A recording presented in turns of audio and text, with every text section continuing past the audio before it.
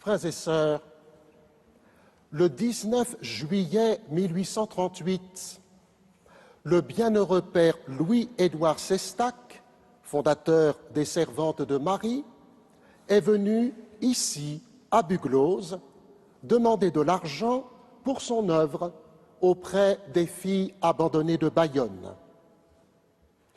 Il a obtenu cette réponse dans son cœur: « Ne me demande que mon esprit ».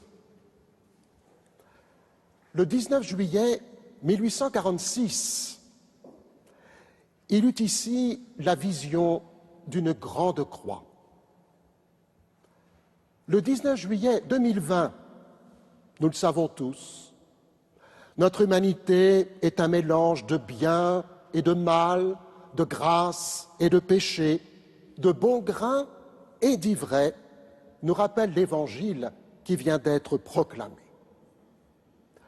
Dans cette basilique, nous célébrons les 400 ans de la découverte de la statue de Notre-Dame de Bugloz. Cachée dans les marais pour la protéger des guerres de religion, elle a donc été découverte dans la vase en 1620. Aujourd'hui, elle est dans la lumière de cette basilique qui brille de tous ses projecteurs pour cette messe télévisée.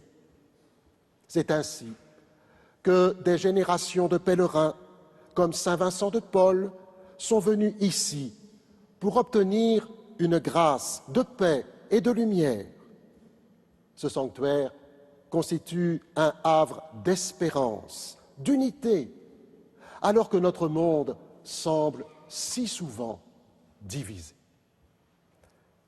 Les deux semeurs de la parabole de l'Évangile ne sont pas à égalité. L'un a semé le bon grain en plein jour, son ennemi la nuit, lorsque les gens dormaient.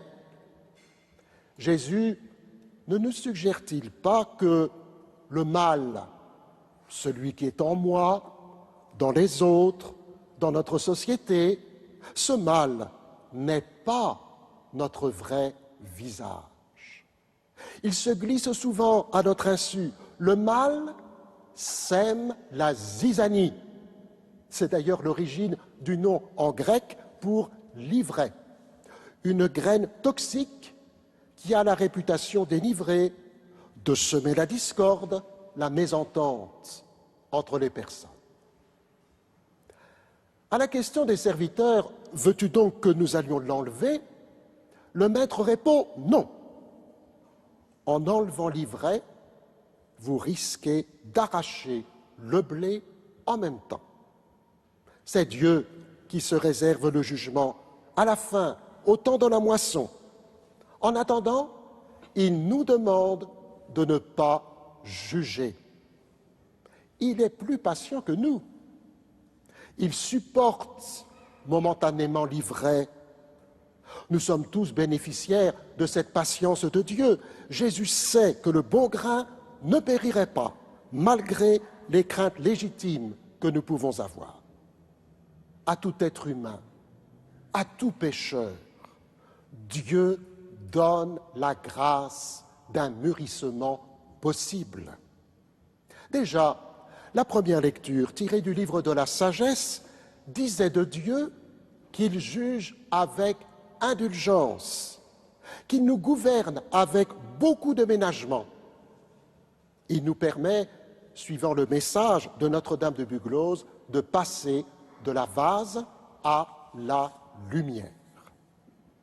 Alors, quelle est la meilleure façon d'éviter de faire le mal? Il suffit de faire le bien. Tout agriculteur sait que là où le blé monte vite et bien, sa seule vitalité et densité élimine déjà la mauvaise herbe. La statue de Notre-Dame de Bugloz a été cachée dans un lieu où on pensait qu'on ne la retrouverait sans doute jamais. Mais le Seigneur a ses desseins, qui nous échappent bien souvent. Lorsqu'elle a été retrouvée, l'évêque de Dax voulait la récupérer et il a compris qu'il fallait que cette statue reste ici, dans ce lieu éloigné de tout à l'époque. Faire le bien, ce n'est donc pas uniquement vivre selon nos idées, mais c'est surtout suivre la volonté de Dieu. Alors, acceptons de quitter la vase qui est toujours à nos pieds pour aller vers la lumière. Mais pour quitter la vase, il faut que je trouve du sens à mon existence, que celle-ci soit attirée par le bien, par la lumière. Il faut aussi que je puisse durer pour rester dans la lumière, celle de l'Esprit Saint qui vient au secours de notre faiblesse, nous rappelle la seconde lecture, la lettre de saint Paul aux Romains. L'Esprit Saint intercède pour nous. Il ne nous adresse pas une lumière qui éblouit, mais qui indique le chemin de la sainteté. Ah, ce n'est pas en semant la zizanie que je construis un monde de paix et d'amour. La sainteté se trouve dans l'accueil de Dieu, de son esprit. C'est aux moissonneurs d'arracher eux-mêmes l'ivraie, ce n'est pas à nous. Laissons à Dieu le temps de la croissance. Alors au temps du jugement, nous savons que Dieu aura les bras ouverts comme ça et que de toute façon, ce sera comme ça.